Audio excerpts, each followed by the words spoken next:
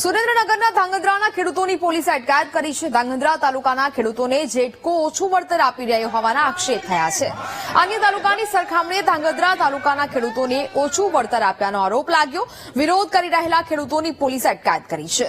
ધાંગધ્રા તાલુકાના ઈસદરા ગામના ખેડૂતોએ બેધારી નીતિ સામે આક્રોશ વ્યક્ત કર્યો છે।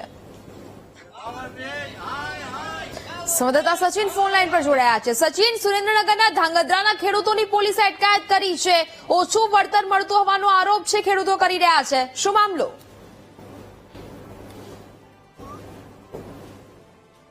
સચિન,